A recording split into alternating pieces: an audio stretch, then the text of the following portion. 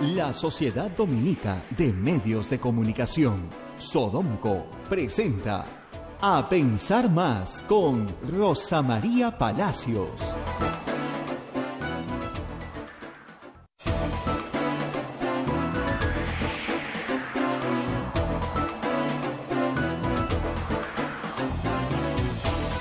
Buenos días, señoras y señores, bienvenidos a Pensar Más a través de las emisoras de la Sociedad Dominica de Medios de Comunicación.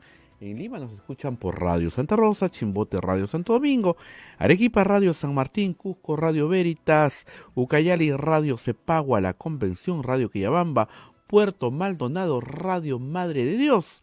También nos escuchan en Huánuco a través de Radio Huánuco, Ayacucho Radio La Voz de Ayacucho, Puno Radio Pública, Ancash Radio Moro, Huancayo Radio Cumbre, la radio del Arzobispado de Huancayo, Satipo Radio Milenio, Abancay Radio Estación Solar, Yurimagua, el Vicariato Apostólico, Radio Oriente, Chota, Cajamarca, nos escucha Radio Los Ángeles, Apumac Estéreo, AM Tagua, nos ponen los podcasts en todo el Perú y el mundo, y también a través de nuestra página web www.radiosantarosa.com.p, y también en los teléfonos estamos si tú nos descargas de Play Store.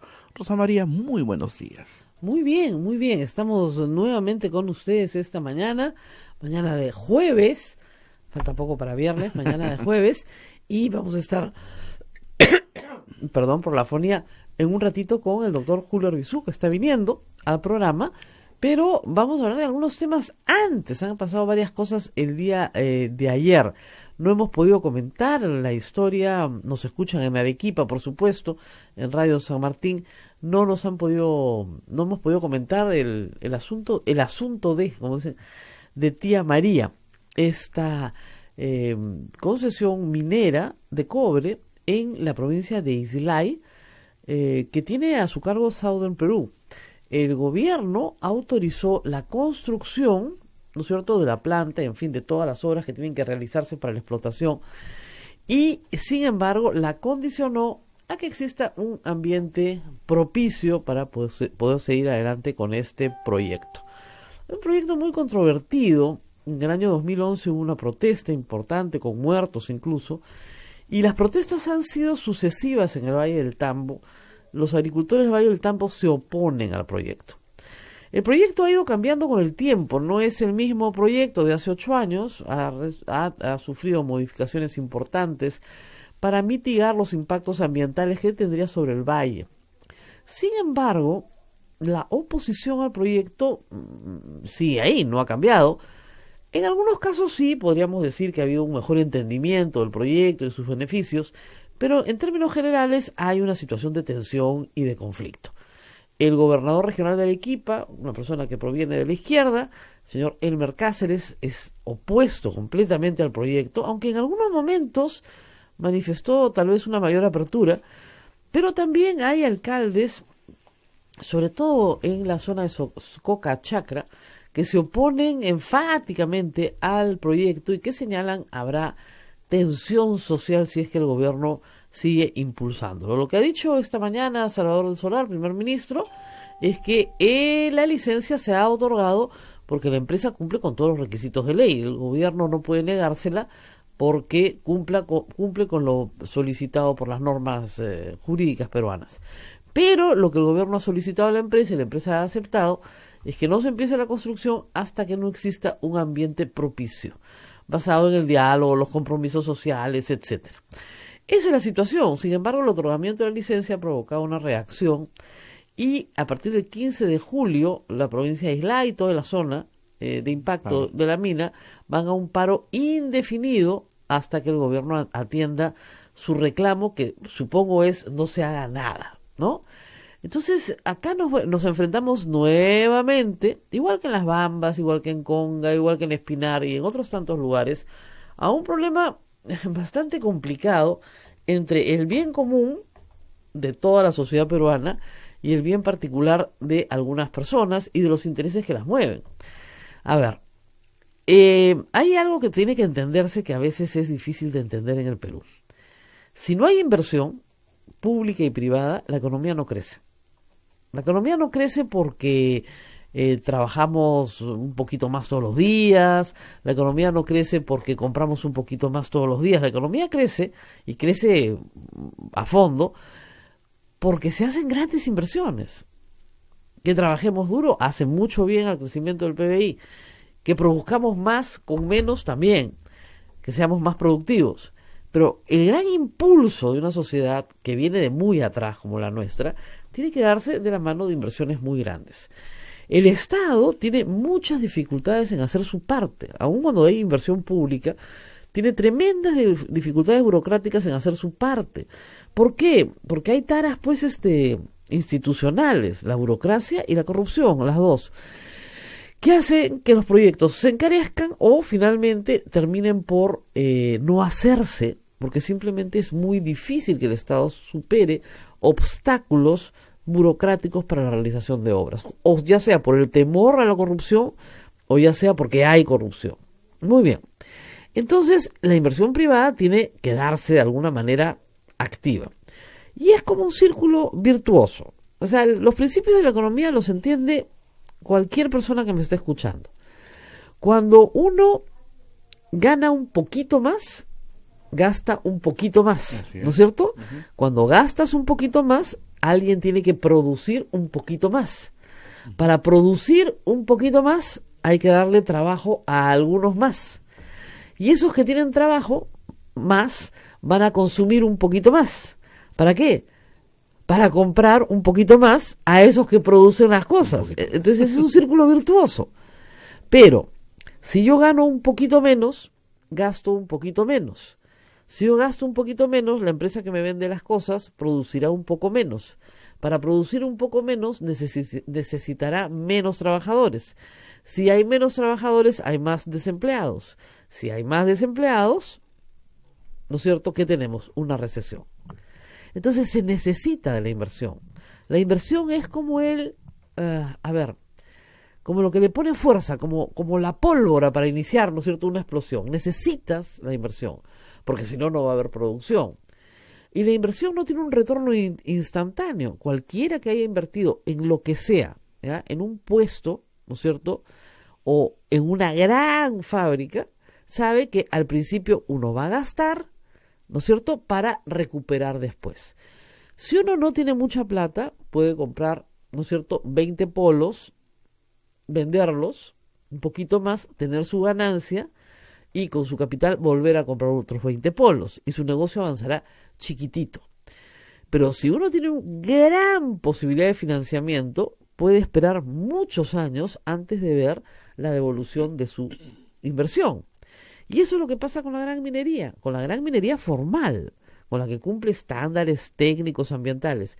Son grandes inversiones que mueven mucho capital y al mover mucho capital tienen un impacto directo en el crecimiento del país. O sea, no hay forma que crezca el PBI si es que no se inician grandes proyectos de inversión. En el Perú, ¿dónde están los grandes proyectos de inversión esperando? En la minería. Es lo que más tenemos. Tenemos una cordillera gigantesca, de la cual no se conoce todavía ni siquiera el 5% de su potencial. Esa es nuestra herencia y la herencia de nuestros hijos. Ahí hay la posibilidad de un gran desarrollo para el Perú. ¿Y se necesita? Sí, se necesita. Porque además la minería se desarrolla en zonas agrestes, normalmente, a zonas de gran altitud, donde es muy difícil que se pueda hacer alguna otra cosa con gran inversión o muy intensiva en capitales. Esa es la buena noticia. La mala noticia es que hay intereses políticos muy fuertes en el Perú que se oponen sistemáticamente a la minería como actividad. Y esto lamentablemente viene de la izquierda peruana, que sostiene casi que la minería es diabólica per se, por sí misma, que es obra de Satán. Yo he leído cosas increíbles, ¿no? Y también, por supuesto, hay que decirlo, en algunos casos obispos y parte de la Iglesia Católica que se ha opuesto a la minería como actividad. Ni siquiera, digamos, porque la asocia con una serie de cambios en la vida cotidiana de la gente, ¿no es cierto? Obreros que ganan un poquito más, que van a invertir su dinero en cosas como mujeres, alcohol, cambio de las relaciones cotidianas, de la vida cotidiana, más dinero, que no necesariamente es positivo para todos. Entonces, eso que altera la vida cotidiana, que cambia las relaciones sociales, perturba. Y al perturbar, mucha gente dice, mejor que aquí no haya. Piensen en los agricultores del Valle del Tambo. Ellos pagan determinados jornales a los trabajadores. Si le ponen al frente una mina que va a dar empleo y que va a pagar mejores jornales, alteras el equilibrio laboral del valle. Porque tú no vas a poder pagar lo mismo que la mina y la gente va a querer irse a trabajar a la mina. Y ustedes dirán, ¿pero qué tiene de malo que la gente mejore? Si tú eres el agricultor que da empleo, vas a estar muy molesto. Entonces, ¿la minería tiene un impacto? Sí, por supuesto que tiene un impacto social. O sea, Chalhuahuacho en Las Bambas no es lo que era hace 20 años. Hace 20 años habían 4 casas. Ahora es un pueblo de 10.000 habitantes. El impacto ambiental, Rosa María, nos hemos quedado pues con la idea de la minería de hace 50, 60 años atrás, Claro. ¿no? Y esto ha cambiado totalmente. Claro, Y, porque... y la inversión que traen justamente es con tecnología Claro. moderna, donde el impacto ambiental Ya, claro, baja. ahora, ¿qué pasa? También hay que decirlo, ¿no? Southern tiene una muy mala relación, una muy mala historia con el sur del Perú. Entonces, si fuera otro el operador, tal vez hubiera más confianza. Pero hay una legítima relación de desconfianza. O sea, hay muy malos recuerdos, como tú dices. Mucho de lo que hicieron se ha mitigado, hoy sí. Pero los recuerdos están ahí y no son fáciles de borrar. La mala imagen, digamos, de la minería es muy fea. O sea, de verdad que se ve horrible. Y hay cosas que han sucedido en el sur del Perú bajo la responsabilidad de Southern que han sido muy negativas para el medio ambiente. En los últimos 20 años, hay que reconocerlo, se ha hecho un gran esfuerzo por mitigar todo el daño que se realizó en el pasado. Pero queda el recuerdo. Y luchar contra una percepción es muy difícil. La población en Arequipa está evidentemente dividida, ¿no? Hoy día hay 2 encuestas, en una muy favorable a la mina, la otra muy desfavorable a la mina. La verdad es que depende quién mida y cuándo mida. Pero sí es verdad que el país necesita la inversión. Esta y muchas más. Y tienen que darse porque si no, no va a haber crecimiento para el país. Pero también es cierto que las personas en Arequipa tienen derecho a decir que están en contra, ¿no? Ahora, esto del diálogo es una palabra muy engañosa, ¿no? Si yo te digo, vamos a dialogar, a ver, imagínense ustedes, voy donde Abel y digo, Abel, quiero un aumento de sueldo. Y Abel me dice, vamos a dialogar. Abel, ¿me ha aumentado el sueldo? No. ¿Qué es lo que yo quiero? Que me aumenten el sueldo. ¿Ya? Entonces nos sentamos y entonces Abel me dice, mira, nos va muy mal, es una radio muy chiquitita, aquí no hay plata, tú sabes que acá es un voluntariado, ¿ya? Y seguimos dialogando. ¿He conseguido que me aumenten el sueldo? No. Entonces yo voy a salir gritando, aquí no hay diálogo. No, y sí hay diálogo, porque sí hemos conversado, pero no me van a dar la razón. ¿Se dan cuenta? Escuchar a alguien no implica darle la razón. En el Perú, en el conflicto social, cuando el gobierno dice diálogo, dice escuchar a alguien. Cuando en el otro lado de la mesa dicen diálogo, es dame la razón. Y ahí tienes un primer obstáculo. Y el segundo obstáculo, está hoy día en la columna de Augusto Álvarez, que me parece muy relevante, es, ya, te doy la razón. Entonces te firmo un acta, ¿no es cierto? Y no te la cumplo nunca. Con lo cual, lo único que generas es una mayor polaridad, una mayor desconfianza. El gobierno firma papeles por todo el Perú, no O sea, desde que regresamos a la democracia con Toledo, mesa de diálogo, perfecto. Acta, perfecto. Cumplimiento del acta, no, ya no. Y hay muchísimas cosas que no se han cumplido, sobre todo por parte del Estado. La empresa privada también tiene muchas cosas que cumplir, pero sobre todo el Estado peruano. Creo que acá hay un inventario, Augusto lo pone, de pactos no cumplidos. Y es un número bastante elevado. Miren, según la Defensoría del Pueblo, hay 194 controversias en el país. Asimismo, se han firmado 3.160 compromisos vinculados a conflictividad social, de los cuales 1.581 aún están por ser cumplidos. La mitad. 1.243 por parte del Estado y 338 por parte de la empresa privada. O sea, el Estado no cumple, pues. Ese es el problema. Entonces, primero, escuchar no es pactar. Dialogar no es pactar. Y aún si hay un pacto, ese pacto no se cumple. Entonces, cumplir tu palabra es algo muy importante en una sociedad.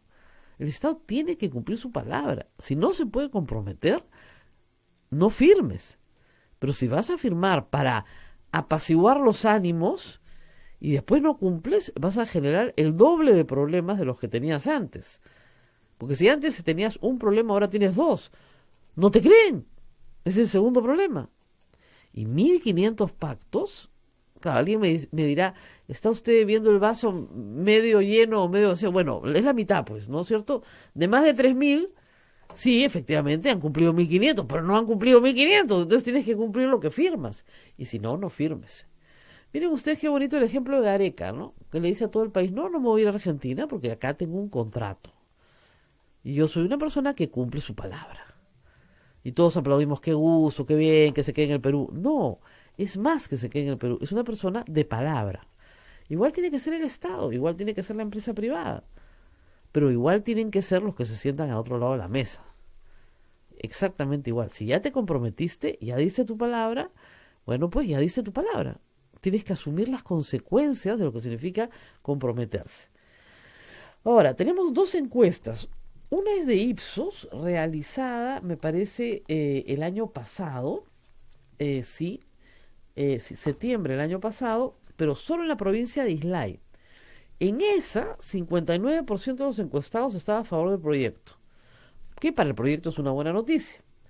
Pero en otra, realizada ya por una encuestadora local en Arequipa, que se ha hecho en 13 distritos de la provincia de Arequipa, que no es lo mismo que Islay, que es una provincia diferente, ahí sí el 62% se pronunció en contra. Entonces es exactamente inversa. Es posible que en la provincia de Arequipa haya una percepción completamente distinta a la de la provincia de Islay, pero sería bueno repetir estos ejercicios para que ambas partes, tanto los que se oponen como los que están a favor, puedan ir sobre seguro, ¿no? Porque si no, no se entiende muy bien. Pero la encostadora Grupo Idesia SAC, no la conozco, no se las podría recomendar, pero eso es lo que está acá, la ha recogido la República, ha hecho la encuesta solo en la provincia de Arequipa. Y la encuesta de Ipsos se ha hecho solo en la provincia de Islay, que es la provincia que tiene más impacto, ¿no es cierto? Hay varios impactos positivos, ¿no? El 75% el año pasado decía estar informado. No entiendo por qué no el 100%, si es ahí, pero en fin. 71% afirma que será beneficioso, 61% considera que el proyecto genera puestos de trabajo para la población, 71% considera que los jóvenes deben trabajar o buscar oportunidades en esa mina, y solo el 16% opina que no se deben usar los recursos generados por la mina. Ahora, hay un segundo asunto con la minería, que es bien importante, ¿no? La actividad minera, y eso se reclamó muchísimo durante la década del 90, normalmente tributa al gobierno nacional, ¿no es cierto? Como debe ser. Pero no había un retorno a las zonas de impacto de esa minería. Entonces dijeron, bueno, ya desde la Constitución del 93, canon. No es la mejor forma de asignar recursos, pero bueno, vamos a ir por esa vía. Con el crecimiento de la minería, ya hay una relación bien directa, les diré. Durante el gobierno de Alan García, la mitad del Perú que estaba en pobreza dejó de ser pobre. Y eso es muchas cosas, pero una de esas cosas es la minería. Y la redistribución del canon minero a través de todo el país. Si los presidentes y ahora gobernadores regionales gastaron bien o no, esa es otra historia. Pero que se redistribuyó a nivel nacional, se redistribuyó a nivel nacional. Y se redistribuyó en cantidades significativas, nunca antes vistas en la historia de la República. Hoy, con los precios de los minerales mucho más bajos, lo que se necesita es más actividad minera para mantener ese canon. Y ese canon ha sido muy significativo en Arequipa con Cerro Verde. Y es curioso, ¿no es cierto?, que el desarrollo de Arequipa, de la región Arequipa, que ha sido un desarrollo muy importante en los últimos 10 años, no genere más entusiasmo por la actividad minera. Hay un estudio muy interesante del Instituto de Estudios Peruanos, ya tiene varios años, no es reciente, 5 o 6 años, que yo me acuerdo haberle entregado en la mano a Gregorio Santos, y el otro día Gregorio Santos despotricaba contra el IEP, que compara el crecimiento, desarrollo de Cajamarca y Arequipa como región, ¿no? Y encuentra en Arequipa índices muy positivos, pero muy positivos, las dos regiones con actividad minera, las dos regiones con más o menos la misma población, las dos regiones con una base parecida, pero Arequipa con mayor nivel de educación primaria, secundaria y más profesionales, mucho más técnicos y mucho más profesionales. Resultado, los índices de Arequipa, y con ningún problema con la actividad minera en ese momento, salvo los problemas habituales, pues, de los, digamos, choques habituales que puede haber. En ese momento, Arequipa era una región próspera y Cajamarca no lo era. Y el problema era político. La oposición sistemática de Gregorio Santos a alguna actividad minera. Ojo, eso no se dice. En Cajamarca Conga no va y hay un proyecto igualito a Conga que sí fue. Y todo el mundo conoce por qué. Entonces, hay un gran interés político. En Tía María, ¿no se acuerdan de las lentejas? O sea, hay problemas políticos muy complicados. Y ese es probablemente uno de los asuntos que vamos a ver en los próximos días. Yo creo que es muy positivo, pero también creo que esto puede terminar con muertos si es que la población no se convence de que es positivo. Y si es que la población no se convence de que es positivo, mejor que no se haga. Hace muchos años que la gente tiene derecho a ser pobre, a no tener canon, a no recibir nada. No, que nos den canon. No, canon sin minas sí no hay. Eso no se ha inventado todavía. Yo quiero participar de una riqueza que no produzco. No. Primero hay que producirla y después puedes participar de ella. No puedes participar de una riqueza que nadie ha producido. ¿Qué cosa te vas a repartir? O sea, no tiene ninguna lógica. Me preocupa el tema ambiental. Perfecto. Que modifiquen el proyecto. Lo modificaron entero. ¿Que se van a tomar todo el agua del río? No se van a tomar nada del agua del río. O sea, todas las partes ambientales comenzaron a ser subsanadas. Hoy el problema ambiental no es el problema. Miren en Las Bambas. Y el tema ambiental dejó de ser problema hace años. Es un tema de cuánta plata me das. En Las Bambas es un tema de cuánta plata recibo yo como comunidad. Y no solamente fuera Bamba, sino todas las demás comunidades. En Arequipa es no me hagas el proyecto a menos que, y ese a menos que es el que todavía el gobierno no ha logrado averiguar. A menos que, ¿qué? ¿No es cierto? Eso es lo que no se ha logrado averiguar. En fin, hoy día hay pleno del Congreso, ojo, es un día bien importante. Chávarri va a estar en el Congreso de la República defendiéndose de un solo cargo, encubrimiento real, pues que es para matarse de risa. Y seguramente lo van a absolver y le van a tirar agua bendita, ¿no? Y va a salir en hombros sin ningún problema. ¿Ya? Es increíble, no mejoran, ¿no? En fin, bueno, como decían los abuelitos, el burro con el tiempo no mejora a caballo. Nos tenemos que ir a la pausa y regresamos. Estamos ya con el doctor Julio Rizú. Volvemos. Sodomco, Sociedad Dominica de Medios de Comunicación. Somos la primera emisora católica del Perú. La primera en llevarte la mejor información, veraz y precisa, desde el mismo lugar de los hechos. Radio Santa Rosa, buenas nuevas en tu vida. Centro Recreacional Padre Juan Zócolis, amplio local campestre donde podrán celebrar campeonatos deportivos, fulbito y vóley, cumpleaños, 15 años, bodas, despedidas, baby shower. Contamos con amplias áreas verdes, zona de parrilla, servicios higiénicos y 2 canchitas de gras sintético para fulbito y vóley, además de playa de estacionamiento privado. Ubicado en la avenida Riva Agüero 2009 en San Miguel. No esperes más y haz tu reservación al WhatsApp 976-199-425 o 976-373-618. Radio Santa Rosa, 62 años llevando buenas nuevas en tu vida.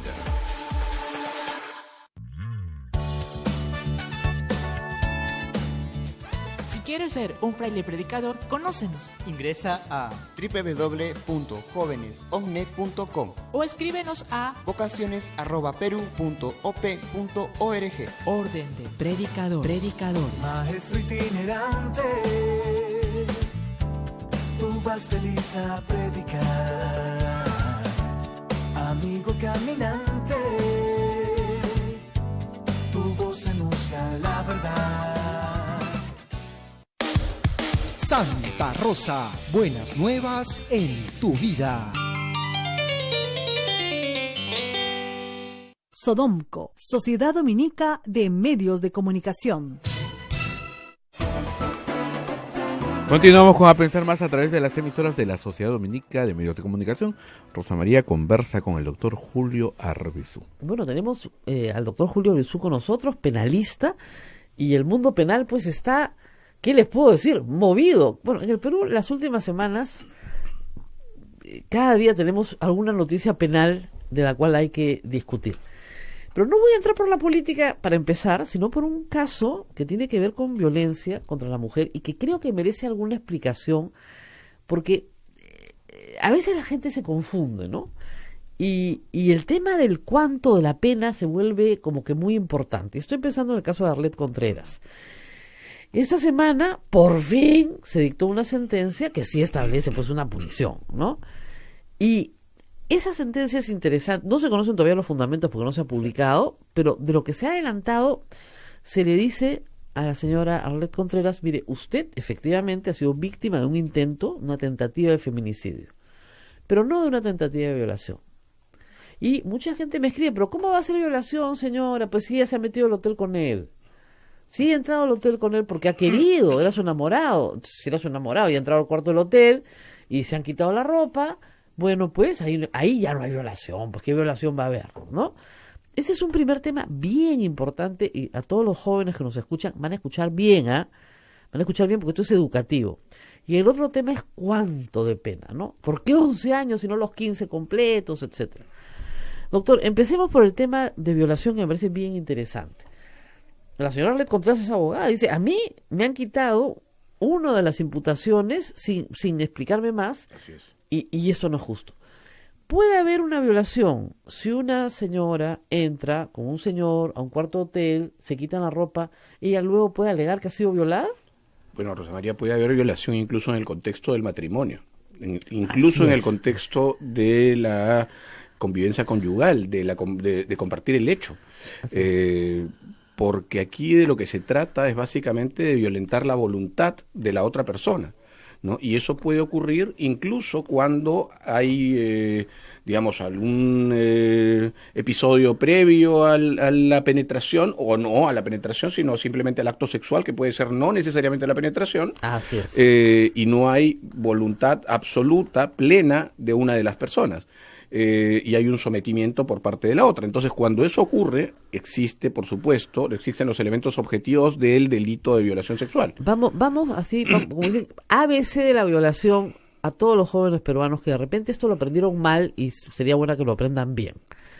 Si van a un hotel con una chica, entran al cuarto y la chica le dice, no quiero, no se puede realizar acto sexual alguno. No se puede. Si la chica está completamente borracha, mucho menos todavía, porque hay un sometimiento, ¿no es cierto? Hay una inconsciencia que es aprovechada por la otra persona para provocar pero si doctor, se está borrachísima. Claro. Mayor razón para que sea violación. Con mayor razón, porque claro, hay un relajamiento de la voluntad, ¿no es cierto? Es muy importante esto de la voluntad plena, ¿no? Exactamente. Pero doctor, después ¿cómo pruebo voluntad plena? O sea, ¿qué tengo que hacerle, firmar un papel? Claro, ahí hay una serie de dificultades probatorias, efectivamente, que normalmente tiene que afrontar la víctima. Ese es el problema, se resuelven en contra de la víctima. Generalmente se resuelve en contra, por eso es tan importante aquello de creerle a la víctima, ¿no es cierto? En principio, por supuesto. Claro. Si hay elementos, también, claro. Por supuesto, si hay elementos en contra, habrá que hacer una digamos, una fundamentación en rigor de esos del peso de cada uno de esos elementos, pero sí, efectivamente, habría que partir siempre de creerle a la víctima, ¿no? Ahora, En estos casos, digamos, hay mucha gente que, sí, jóvenes preocupados, que dicen, yo no quiero meterme en problemas. ¿Puedo sacar mi celular y grabarla? Y decir, sí, estoy de acuerdo con lo que vamos a hacer. ¿Qué puedo hacer? Acá los chicos, ¿qué puedo hacer, doctora? ¿Qué puedo hacer? Para que quede claro que yo no la he tocado sin su voluntad.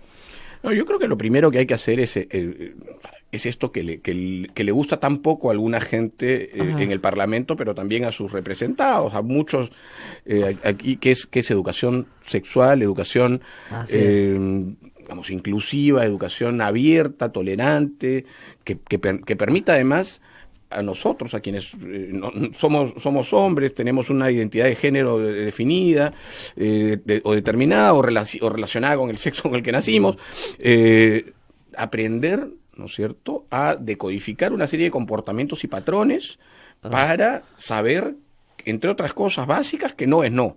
¿No es claro, cierto? pero por ejemplo, pero es que ella me dio todas las señales. Claro.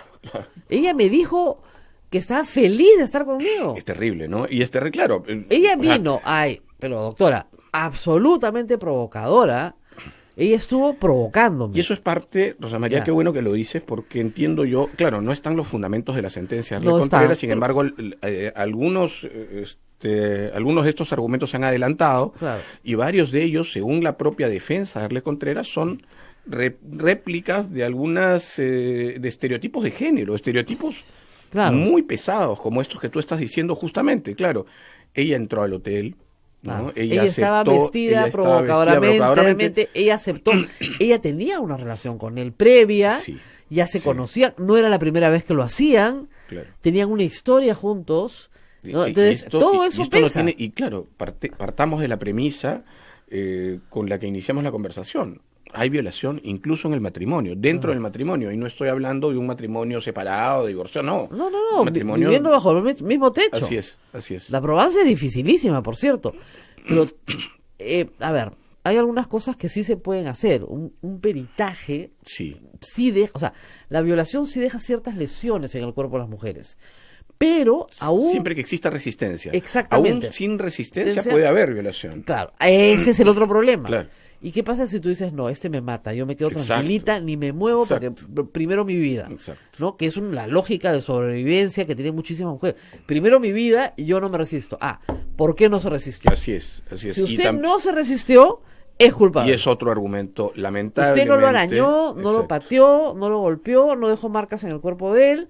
Entonces, usted no se resistió, por lo tanto, no hay violación. Y efectivamente ese es otro argumento de absolución muy común entre la judicatura peruana, lamentablemente. La judicatura de la región, digamos. Todo Latinoamérica. Sí.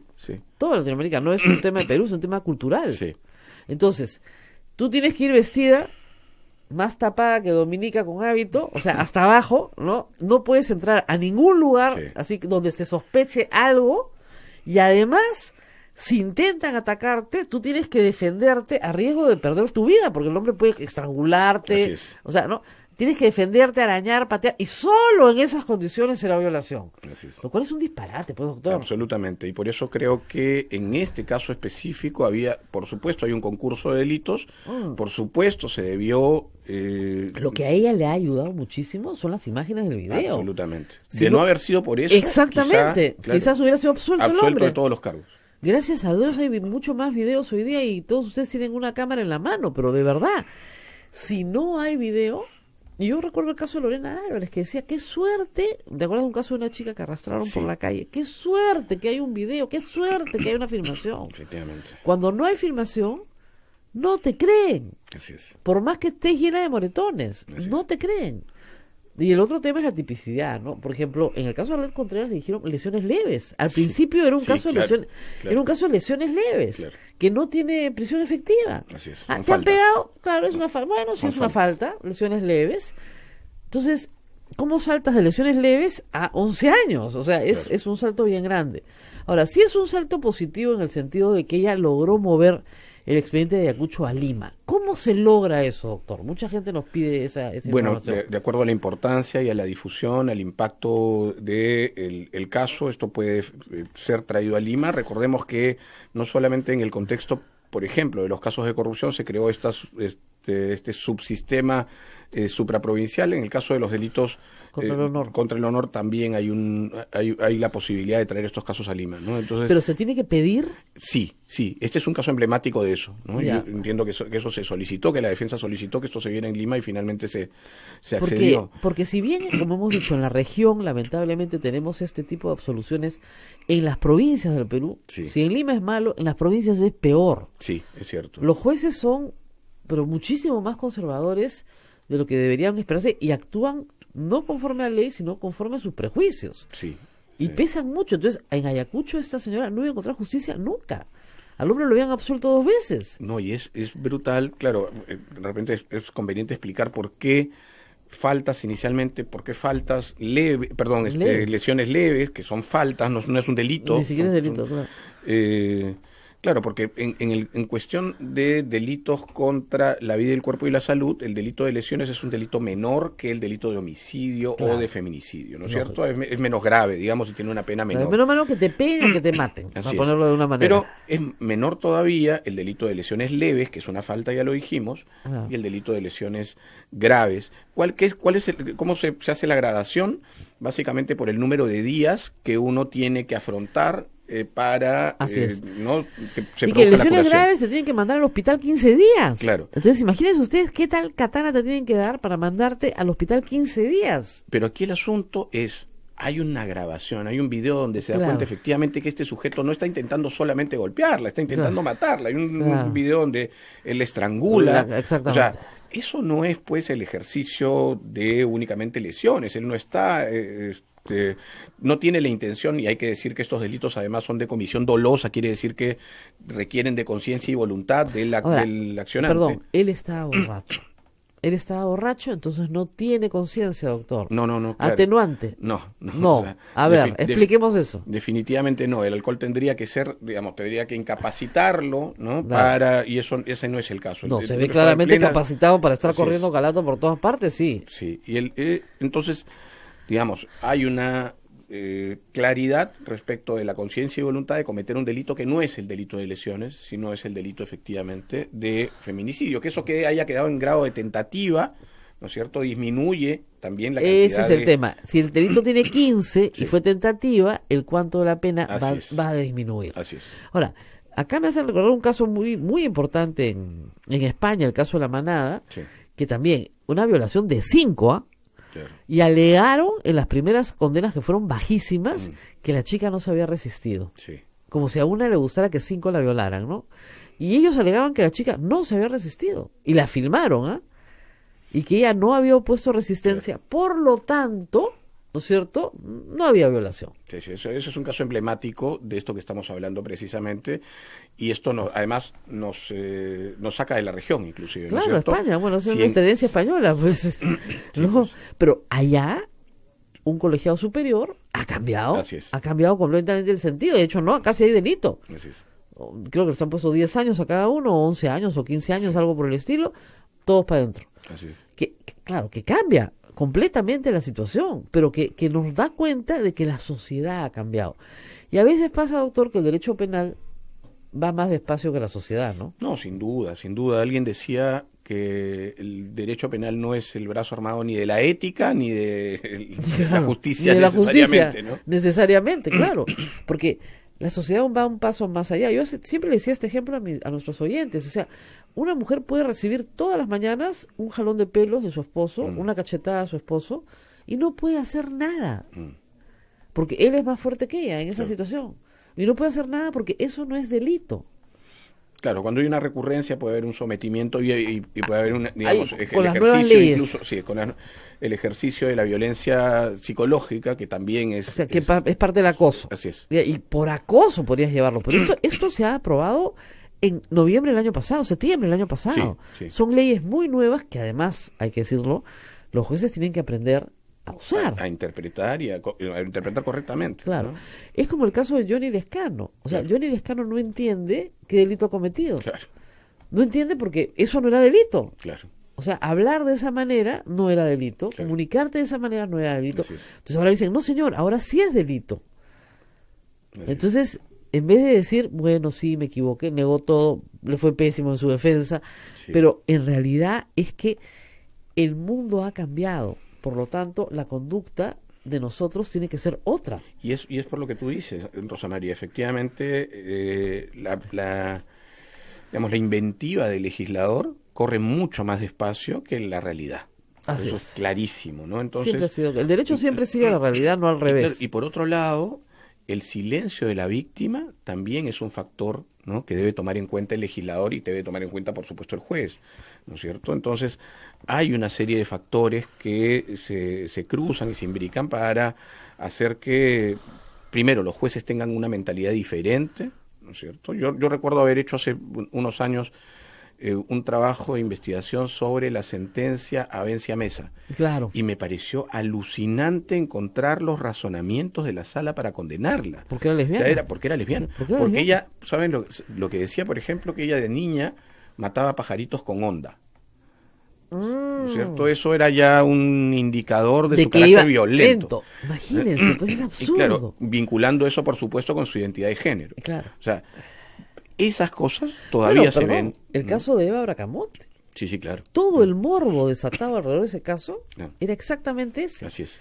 Y lamentablemente, se puede hacer una tesis de esto, tal vez sea interesante ver género y derecho penal. Sí. En sentencias, hay una tarea para los académicos, porque en realidad esto ha pesado como una descalificación para finalmente sentenciar. Claro. Es terrible.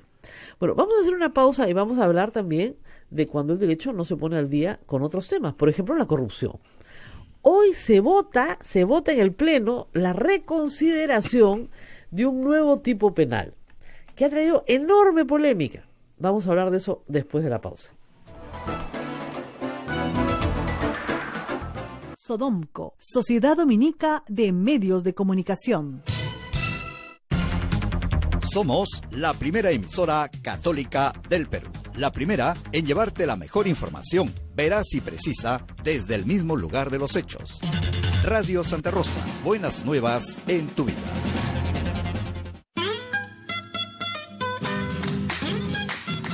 La Casa de San Martín de Porres, como siempre, al servicio de nuestros hermanos necesitados. Ayúdanos con donaciones de ropa, medicinas, juguetes, materiales escolares, útiles de aseo, pañales para niños y ancianos, alimentos de primera necesidad. Visita nuestras tiendas de souvenir en la Casa de San Martín de Porres, Girón Callao, 535 en Lima. Teléfonos 423-0705 y RPM numeral 96 10 80 322 y en el convento de Santo Domingo, primera cuadra del Jirón Camaná, antes de ingresar al museo. Gracias por su generosa colaboración. Nuestro querido Santo Moreno corresponda a su amable generosidad.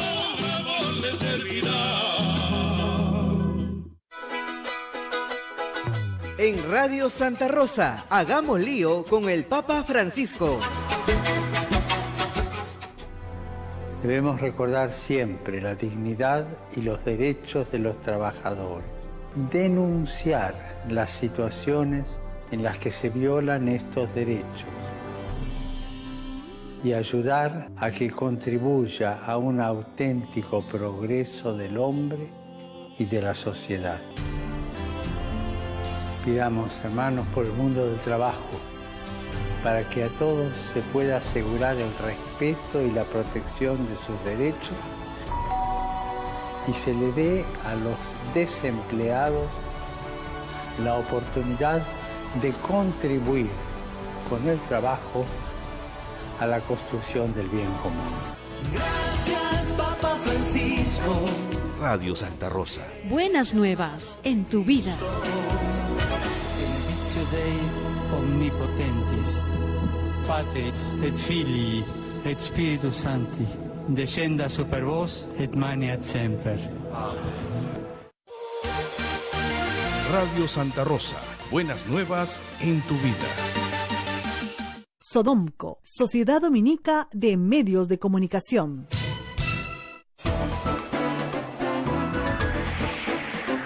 Continuamos con A Pensar Más a través de las emisoras de la Sociedad Dominica de Medios de Comunicación. Rosa María. Acá todo el mundo me pregunta, ¿dónde está Adriano Pozo? ¿Dónde estará? Está de viaje con el señor Dipas. Sí, claro. Han tomado el mismo vuelo. El señor Dipas se escapó ayer. No se escapó, digamos que está en libertad, ¿no? Bajo la regresa el sábado. Sí, bajo protección del Congreso de la República. Qué rica protección, ¿no? ¿Quién tuviera esa protección? Dura poco, ¿ah? Ojo, pero en fin. Ahora, hoy en el Pleno se va a reconsiderar un tipo penal nuevo. Como ustedes saben, la percepción de fondos de campaña no es delito por sí misma, no está en el Código Penal. Y sí, nosotros el año pasado en el referéndum votamos que tenía que haber un desarrollo penal del financiamiento ilícito de campañas, porque no lo hay. A pesar de que la Fiscalía crea otra cosa, no lo hay. Bueno, muy bien. Entonces la doctora Rosa María Bartra se le ocurre una genial idea. Hacer un subtipo de lavado. O sea, lavado de activos tiene 15 años de pena para las personas naturales y 20 si eres funcionario público. ¿Ok? Si tú transportas, ocultas, guardas, etcétera, sabiendo o pudiendo presumir que viene de fuente ilícita, eso es lavado. Muy bien. Este es un subtipo con el cual tú recibes para tu campaña, pero solo tienes 8 años de pena. Entonces, si tú lavas para campaña, 8 años. Si lavas para otra cosa, 15. Eso es un disparate. Absolutamente. Y bueno, aquí hemos conversado muchísimo sobre esto, Rosa María. Podemos discrepar sobre la teoría del caso del Ministerio Público respecto de el financiamiento con dinero ilícito de campañas políticas, si es que esto está bien, como ha hecho el Ministerio Público, que se encaje dentro del tipo penal de lavado de activos, si eso va a traer dificultades probatorias, las va a traer sin duda, pero ese no es el tema de ahora. O sea, el tema de ahora es, vamos a corregir esto que en su momento sí ha representado un problema, porque el financiamiento en sí mismo no es delito, no existen elementos objetivos que configuren un tipo penal de financiamiento ilegal de campañas políticas, y vamos a hacerlo bien. Esa era la idea nuestra cuando votamos efectivamente en el referéndum, ¿no? Porque esto ocurriese. O sea, se necesita el tipo penal. Se necesita, estamos de acuerdo. Sin duda. El Ministerio Público, ya decimos, en ausencia de ese tipo penal optó por lavado, ¿no es cierto? Pero no, pues necesitamos ese tipo penal que ya en otras legislaciones de la región se ha ido incorporando al Código Penal, a los códigos penales. Y lo que hace el fujimorismo efectivamente es un texto, ¿no es cierto?, que lo que es un tipo atenuado de lavado de activos. Exactamente. Es un tipo atenuado de lavado de activos. En vez de crear un tipo diferente, porque es posible, porque sí es posible teóricamente, recibir dinero en la campaña para hacer lavado. Pues, absolutamente. Absolutamente, Claro que sí es posible. ¿Ya? Yo no digo que esa sea la situación de Keiko Fujimori ni de Bantumala, pero sí es posible. Lo que estamos diciendo es que hay otro delito distinto al lavado, que puede tener otra pena, que es el mero hecho de percibir el dinero. Y que eso, por supuesto, configure para el Ministerio Público menos dificultad probatoria que muchísimo menos. Que supone hoy atribuir delito de lavado de activos a conductas que podrían no ser lavado de activos. Así es. Podrían ser, pero podrían no ser, y eso, digamos, añade una dificultad probatoria muy intensa al Ministerio Público, y esa era la idea. Claro. Lamentablemente, pues el fujimorismo, en su intención de proteger seguramente futuras imputaciones. Claro. No, lo que dicen es, bueno, la ley penal no es retroactiva, ninguna ley lo es, pero menos la ley penal. Entonces, lo que dicen, perdón, está clarísimo que si hemos aprobado un tipo penal es porque la conducta no existía como ilícita. Claro, entonces no existía, por eso lo hemos tenido que aprobar recién ahora en el 2019. Entonces, el 2011, el 2006, esa conducta no existía como ilícito, lo cual es verdad. Lo cual es ajustado a la verdad. Lo que está en discusión no es ese tipo penal, está en discusión el lavado. El lavado. Como reitero, uno puede lavar, imagínense un narcotraficante, le puede dar dinero a un candidato para que lo use en su campaña y de esa manera regresa a la economía y el dinero desaparece. Y él lo que le interesa hacer es ocultarlo y desaparecerlo, ¿no? Pero eso no quiere decir, reitero, que Odebrecht haya lavado necesariamente, eso lo tiene que probar la Fiscalía y hasta ahora no veo cómo lo ha probado. Esa es una dificultad del caso. Todavía no hay condenas. No, pero ni siquiera en la acusación. En la acusación a Humala no hay prueba de que ellos conocían o podían presumir el origen ilícito del dinero de Odebrecht. No hay. O sea, lo que hay es un par de párrafos que no te dicen nada. Claro. Sí, los elementos de convicción van a tener que estar en el orden de indicios, de una cadena indiciaria, de el conocimiento que tenían ellos de cómo ingresaba el dinero, es decir, por qué ingresaba de esa manera y no ingresaba todo abiertamente, públicamente. Yo creo que eso va a tener que fundamentar bastante más, bastante más rigor y bastante más intensidad el Ministerio Público para conseguir una condena. Hoy deberían decirle a Rosa Bartra no y vuelve a escribirlo. Haz otro. Sin duda. Ese tipo penal, tal como está, no es otra cosa que un tipo atenuado de lavado de activos. Y eso es inconveniente por donde se le mire. No estamos en la necesidad no era, ¿no?, añadir un tipo atenuado de lavado de activos, sino de hacer punible una figura independiente, autónoma. Ahora, hoy día también va Pedro Gonzalo Chávarri, ex fiscal de la Nación, fiscal supremo aún, a sustentar su caso respecto al encubrimiento real, cosa que ya hizo ante la Comisión Permanente, que aprovechó para decir que Alan García estuvo mal detenido, que Keiko Fujimori tenía que estar en libertad, ¿no? Digamos, traerse abajo el trabajo de sus propios fiscales. Pero en fin, el punto es que solamente hasta ahora se le va a acusar por encubrimiento real, que es un delito con una pena bajísima, a pesar de todo lo que hemos visto en el video donde claramente empujan una silla cargada de cajas, ¿no es cierto?, de documentos de una oficina lacrada por un fiscal. Y él dirige la operación. Es lamentable, ¿no? Es lamentable que el Congreso se haya convertido en una caja de blindaje de personajes asociados y en algunos casos absolutamente comprometidos con organizaciones criminales. Recordemos que esto ocurre en el contexto, además, de la imputación a los miembros de organizaciones criminales relacionadas, primero, con el caso de los cuellos blancos y segundo, con el caso, con la trama Lavajato en el Perú. O sea, estamos hablando de cosas muy graves, de sujetos que han sido o siguen siendo funcionarios del sistema de justicia en el país, ¿no? Chávarri es parte de lo que en su momento se denunció a través de la difusión de los audios que hizo IDL Reporteros y que se llamó el caso Lavajuez, y que ha dado lugar a esta especie todavía de subrevolución en la judicatura peruana, que tiene, entre otras cosas, por efecto, por ejemplo, el hecho de que hoy no tengamos Consejo Nacional de la Magistratura y tengamos las dificultades para elegir los miembros de la Junta Nacional de Justicia, que por esa razón no se pueda tomar decisiones respecto de algunos jueces seriamente cuestionados, ¿no?, en el Poder Judicial, y algunos fiscales igual. Todo eso es parte de esto que defiende Chávarri y que a su vez defiende el Parlamento. Entonces esto representa, digamos, parte de lo... parte de las, digamos, de las profundas contradicciones que van a haber en este proceso de mejorar la justicia en el Perú. Pero la verdad es que hay días en que uno piensa que no ha cambiado nada, ¿no? Efectivamente. Hay días en que uno dice, pero ¿qué tanto se hizo el año pasado? Y ahora...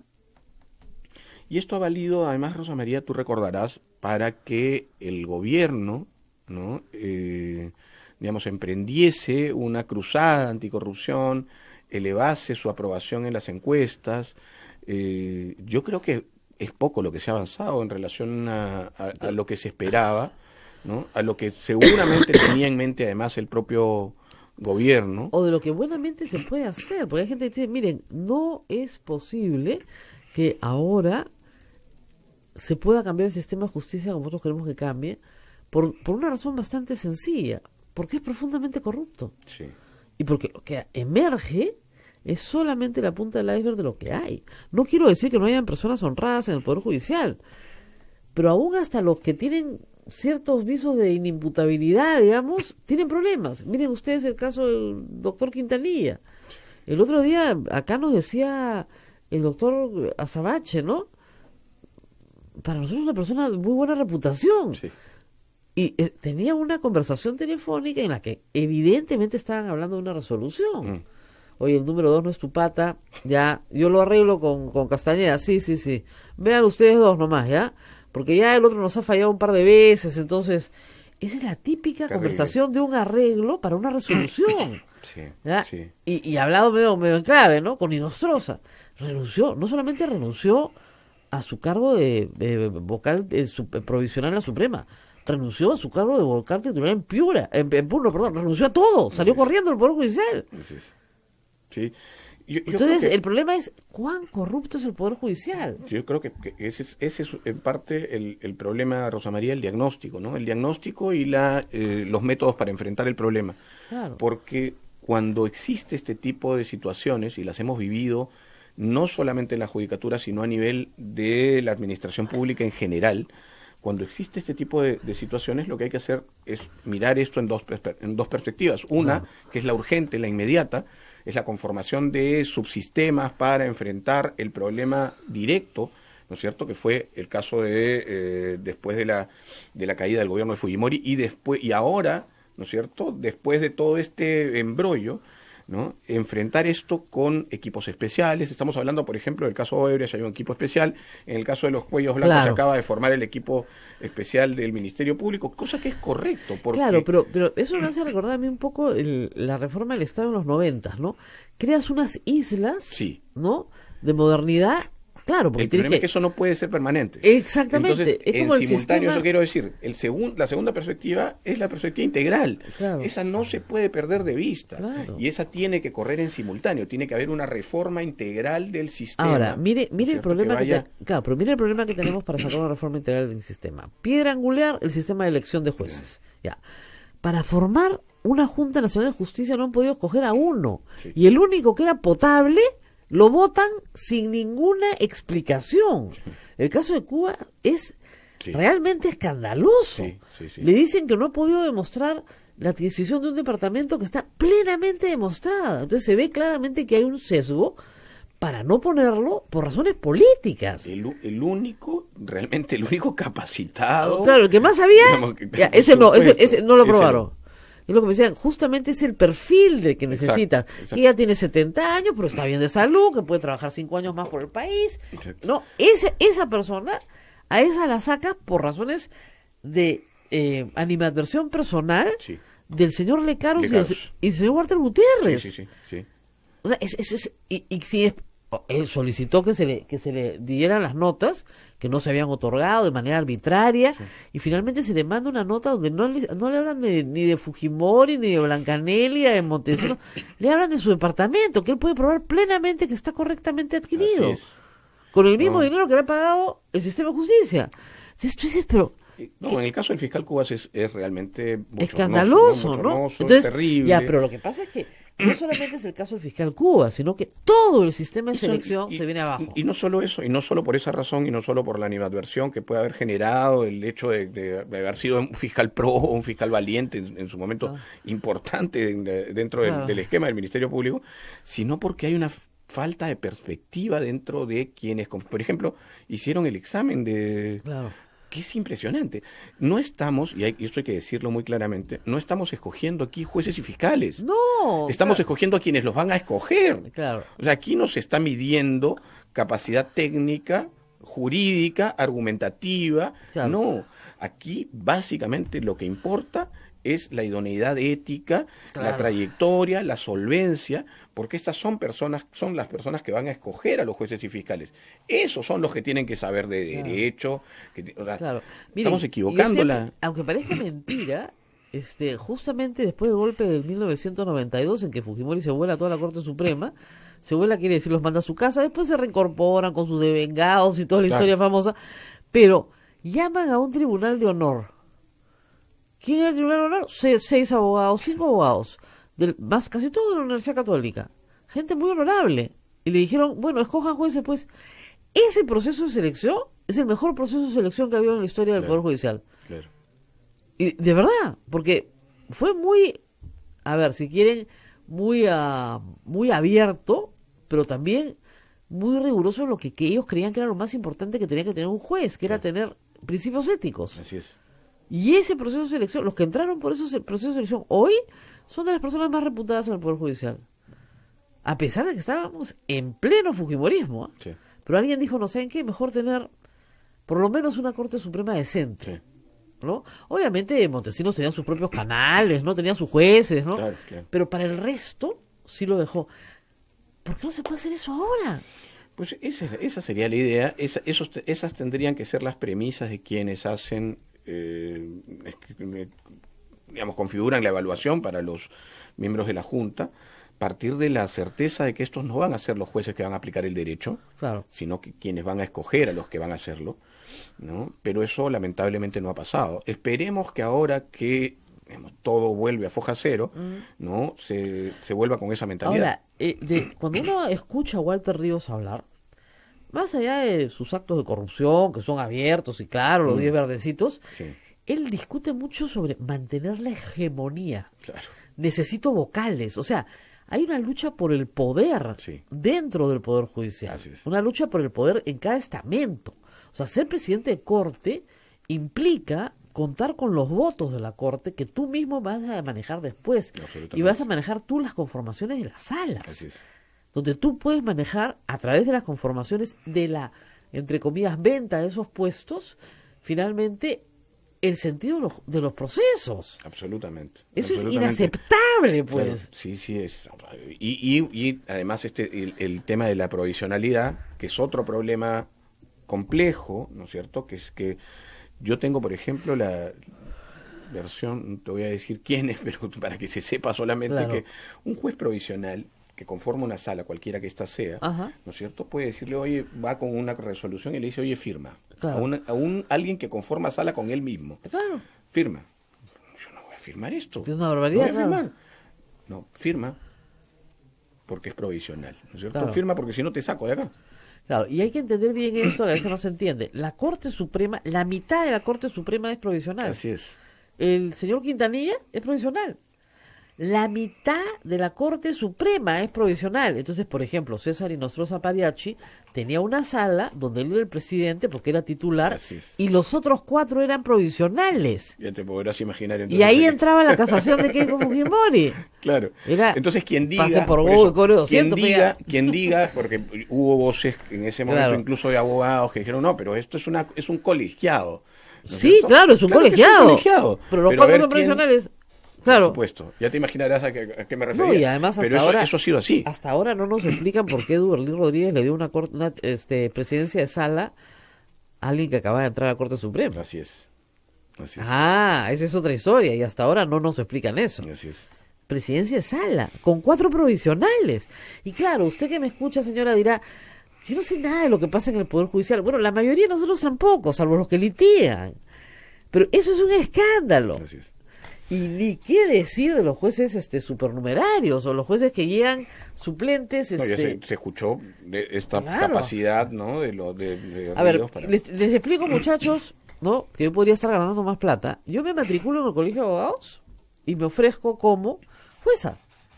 Y me llaman cuando, en provincias, en cualquier lugar, acá y donde yo resida, ¿no? Y me llaman por 1 año para que complete sala. ¿Ah? Y completo sala. ¿Y quién me llama? El presidente de la Corte Superior.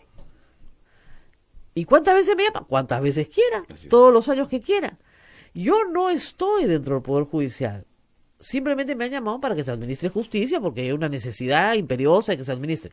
Yo entro y salgo. No voy a pasar por el Consejo, no pasaba por el Consejo Nacional de Magistratura, por ningún sistema de selección. Y soy juez de la causa de una persona que tiene que someterse a mí porque lo dice el presidente de la Corte Superior, que sí es un tremendo corrupto, y ya se pueden imaginar ustedes cuáles son los resultados. Y se escuchó, digamos, en estos audios, ¿no es cierto?, cómo administraba este señor Walter Ríos esta posibilidad de llamar a estos jueces supernumerarios para que ocupen determinadas plazas. Doctora, por favor, venga. Así es. Ya está. Y lo que ahora pensándolo bien, esto, Rosa María, replica el sistema de organizaciones criminales fuera del Poder Judicial. El Poder Judicial se convierte en este caso en una organización criminal más, ¿no es cierto? O, digamos, en estos espacios donde ocurren estas cosas, albergan organizaciones criminales disímiles. O sea, en la teoría de organizaciones ordena que ya no, como ocurrió en los 90, por ejemplo, en el ámbito de la administración pública, había una sola organización. Claro, y un cabecilla. Y un cabecilla, y los designios de ese cabecilla o de esa cabeza bicéfala, ¿no? Iban hacia abajo. Todo. Así es. No, ahora hay muchas organizaciones criminales de distinto impacto, de distinta que coordinan intensidad, entre ellas. que coordinan entre ellas ocasionalmente. Exactamente. Por ejemplo, Ríos no era que Ríos todo lo conversaba con Inostroza. No. Tenía su propio feudo. Claro. Ya sabemos además cómo trataba a su personal en Claro. su favor, ¿no es cierto? Pero cuando tenía que comunicar a Inostroza, lo comunicaba. Claro. Y, claro, al ahí Consejo Nacional de la convergían- Magistratura, Exacto. así es, controlaba. Entonces, tenemos feudos, núcleos segmentados de corrupción Claro. que se van alimentando entre sí. Claro. Sistema de corrupción. Sistemas de corrupción. Bueno, y luego tenemos 2 minutos para Lavallato. Todo el mundo pregunta. Bueno, yo me reía ya de la casa de Humala. Esa casa tiene millaje, ha volado tanto que... ¡Qué bárbaro!, ¿no? Me dijeron que lo único que no había sido allanada antes, pero hoy sí había sido embargada, incautada, mudada, completamente vuelta a allanar. Y no han encontrado pues nada, salvo que hayan visto la película El Mecanismo, como nos contó el doctor Otárola, y vayan golpeando paredes, ¿no? Han visto la serie de Netflix, El Mecanismo en Brasil, encuentran un montón de plata detrás de una pared haciendo así, ¿no? Y ya. Pero eso no pasó, pero dice que tocaban las paredes los policías. Lo único que le faltó fue hacer huecos en el jardín, tirar lampa, pero ya qué más, le sacan los pisos y ¿qué encuentran? Pues, ¿no? La única diligencia que hubo así estrepitosa fue volarse una caja de seguridad que al final de cuentas no tenía nada, pero volársela a pedido de ellos, por favor, ábranla, no tenía nada. Claro. ¿Qué está haciendo? Miren, a mí me enseñaron, de repente ya no se usa esto, que el phishing estaba prohibido. Uno no salía de pesca, uno salía con, ¿no es cierto?, le iba al juez y decía, señor, yo creo que el señor Arbizú tiene esto y creemos que está en su casa. ¿Causa probable? Sí, hay causa probable, porque el señor... okay. Si uno lee la causa probable, en el caso de los Humala, es bien débil. Pero si encima no consigues nada en la expedición, parece una expedición de pesca. ¿No se suponía que estaba prohibida la pesca? Sí, bueno, debería estarlo, por supuesto. El estaba juez, prohibida. el fiscal no puede ir de pesca, no debería pasar. Ahora, y es cierto lo que dices en el sentido de que los elementos de convicción para imputar responsabilidad penal a un sujeto difieren o deberían diferir de los indicios o las razones que fundamentan el allanamiento de una vivienda o de un... Claro. Pero en tanto existan, o sea, la posibilidad existe, porque también he escuchado en relación, por ejemplo, a el allanamiento de los estudios de abogados, que no se puede hacer. Sí se puede, pero solo para los documentos que tengan autorizado. Nada más. Así es. Y siempre que haya indicios de que allí... se cometió un delito. Estamos hablando de... Rosa María, instituciones que tienen seguramente en sus estatutos la mejor de las intenciones, claro, y terminan siendo instrumentos del delito. Entonces sí se puede, por supuesto que se puede. Ahora, eso tiene que estar sustentado muy rigurosamente, ¿no? Y muy acotado, porque ahí están los secretos de personas. Es como si alguien se metiera a la oficina de un psiquiatra a llevarse los expedientes. Así es, y no se puede... Para saber si el delincuente confesó que estaba loco o no, en una sesión de psiquiatría. Sí. Confesó si había asesinado o no, o si tenía fantasías, y eso lo utilizas como prueba. Y otra cosa es no se puede tomar por indicio o por prueba el plan de defensa del abogado. Exactamente. Un abogado le puede decir a su cliente, mira, tenemos estos escenarios. Ya, pero estamos discutiendo escenarios. Sí. No estamos discutiendo cómo vamos a cometer un delito. Estamos discutiendo cómo te voy a defender del delito que has cometido. Pero, ¿qué le pide un abogado a su cliente? Que le diga la verdad. Entonces, probablemente el cliente le diga, sí, efectivamente yo robé. Ya. A partir de ahí, tengo que conseguir para ti la menor pena. Entonces, no confieses todavía, déjame a mí avanzar en mi estrategia. Eso no quiere decir que el abogado lo esté encubriendo. Pero parece acá que sí. Claro, y eso hay que diferenciarlo. Hay una línea muy tenue, ¿no es cierto? Hay que diferenciarlo, tenue, sí, de la posibilidad existente, latente, de que la persona jurídica o el estudio de abogados se haya prestado para hacer un instrumento de la comisión del delito o del ocultamiento del delito. O sea, eso es perfectamente posible, sí, pero obviamente esto tiene que tener un sustento, un fundamento por parte de quien toma la decisión de un... A mí lo que me preocupa es que estos casos que han generado gran expectativa, mucha prensa, se terminen cayendo. Y eso va a generar una sensación de impunidad. Yo te digo... Claramente, me parece, además porque he escuchado a algunos abogados de la defensa, nosotros y cuando hablo de nosotros hablo de Ronald Gamarra y yo, que tenemos el estudio, no participan en estos casos.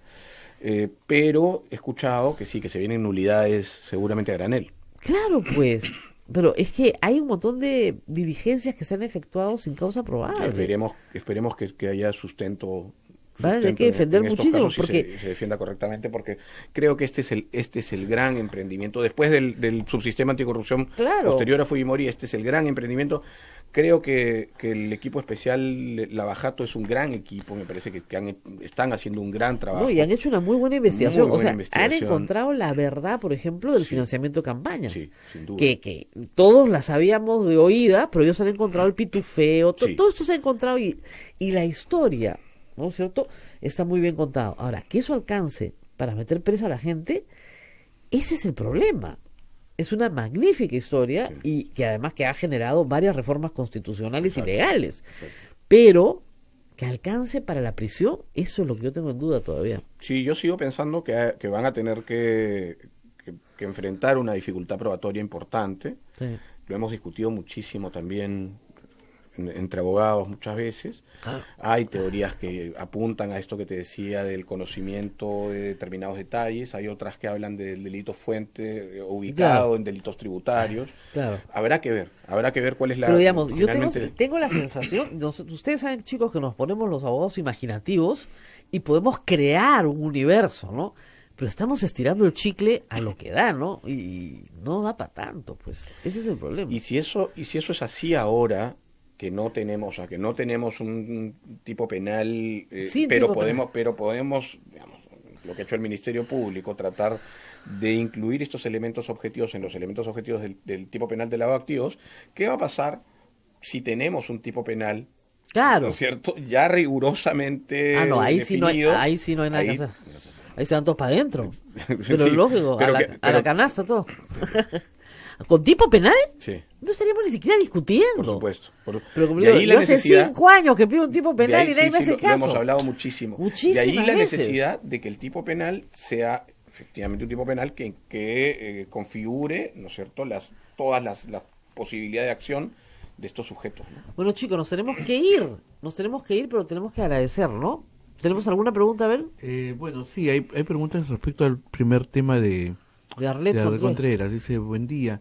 Y en el caso que una acusación sea falsa, es decir, por molestia, discusión, venganza o lo que fuera, una de las partes anuncia que está siendo forzada, ¿se procede a la detención o es simplemente palabra contra palabra de cada uno? Ese es uno de los problemas más graves en este tipo de acusaciones, ¿no? Sí, bueno, en esos casos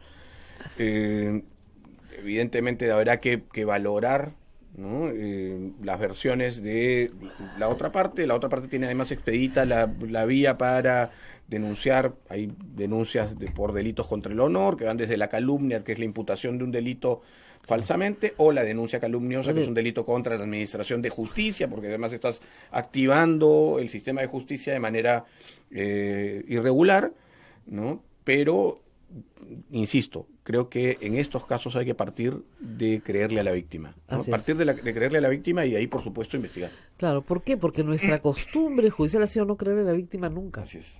Ese es el problema, y por eso la gente no denuncia, porque no le creen. Bueno, nos tenemos que ir. ¿Tienen opinión acerca de lo que ha dicho el señor Becerril, que vuelvan los de la bancada de Cambio 21 a... Hoy día les pido que me releven de comentar al señor Becerril, por favor.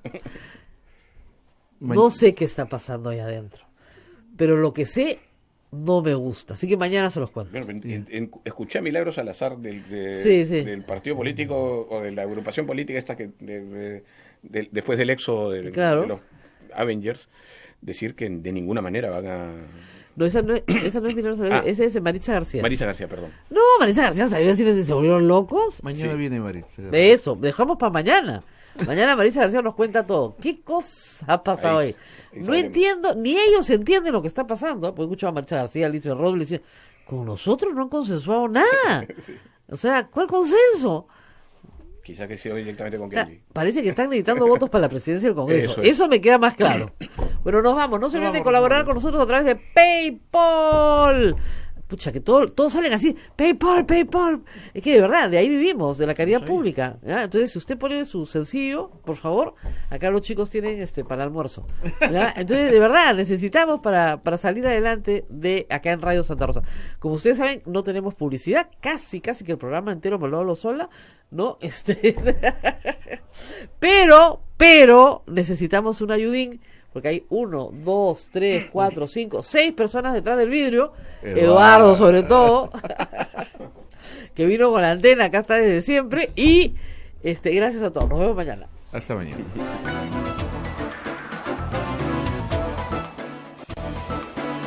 Hasta aquí, A Pensar Más con Rosa María Palacios. Este programa fue producido por la Sociedad Dominica de Medios de Comunicación, Sodomco.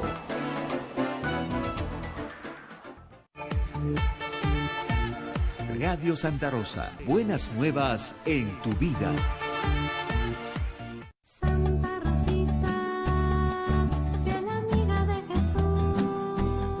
Ya está a la venta Rosita, Limeñita Divina, una hermosa historieta ilustrada con la vida de nuestra primera flor de santidad de América. Dibujos divertidos para grandes y chicos. Pueden adquirir este precioso ejemplar en el Jirón Camaná 158 Lima, en Radio Santa Rosa, buenas nuevas en tu vida. Santa Rosa peruana.